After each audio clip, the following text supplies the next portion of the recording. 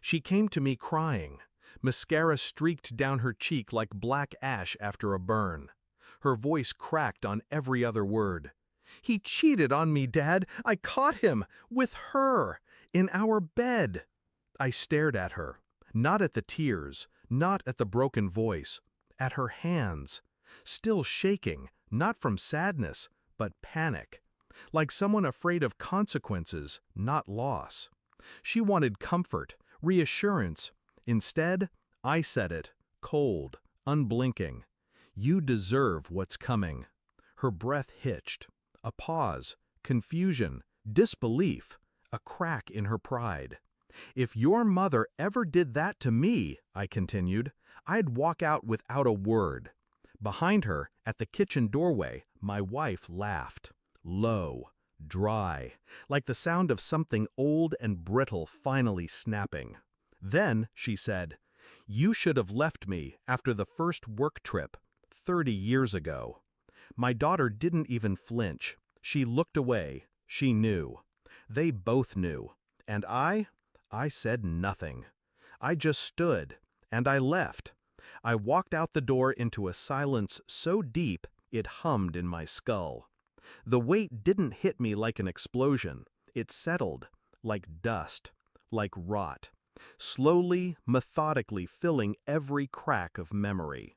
30 years, a marriage, a life, and all of it a hollow set piece, propped up by lies, routine, and mutual performance. I thought back, late nights with no calls, laughter in the bathroom while she texted, my daughter, always slightly too distant, too watchful. The betrayal didn't scream, it whispered. She didn't deny it, she offered it, casually, like the truth was a glass of wine spilled on the rug, annoying, but no longer worth cleaning. That's when I knew. This wasn't the first time, and I wasn't the only one betrayed. I didn't speak to either of them after that night, not out of anger, but precision. I collected, observed, logged patterns. My wife's calendar, always just a little off. My daughter's birth certificate, timelines that didn't match my old deployment records. I found my old journals.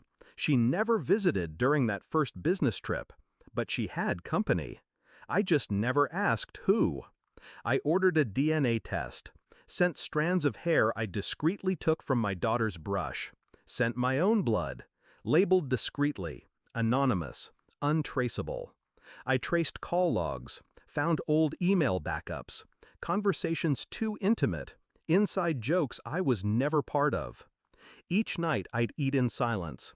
They laughed in the next room, like nothing had shifted, but I had. Internally, I was no longer in that house. I had moved into a different space, one where emotion was just data, and facts, weapons. The envelope came 3 weeks later, no branding, just a white seal, cold. I opened it at the breakfast table. Neither of them noticed. Until I slid the paper across the counter. My daughter picked it up first. Her lips moved, reading, rereading, pausing at the words, "Probability of paternity 0.00%. She didn't speak. She just froze. My wife glanced over, then smiled. Not nervously, not guiltily, but defiantly. Like it was finally out, and I was finally free. She reached for her coffee. "I always thought you'd figure it out eventually," she said, "but you never asked." I said nothing. I just stood and walked out again. The next day, I filed every financial document I'd buried over the years. Assets she didn't know I'd secured. Accounts in my name. A second property she never knew about. A will rewritten. I called her boss, sent an anonymous tip about undeclared commissions. Then, I waited. Until the silence turned into tension. Until their voices became whispers. 3 days later, I blocked their numbers. On the 4th, the calls started. By the 5th, it was 105 missed calls. My voicemail overflowed. Panicked messages from my daughter. Tight-voiced ones from my wife. I didn't mean, please just talk to me. You knew. You knew, didn't you? Is that why? They weren't crying for me. They were screaming at the dark, realizing it would never answer back. They didn't know what I'd told my lawyer, didn't know that everything they relied on was tied to me, and that I'd already cut the cord. I now live on the coast, alone.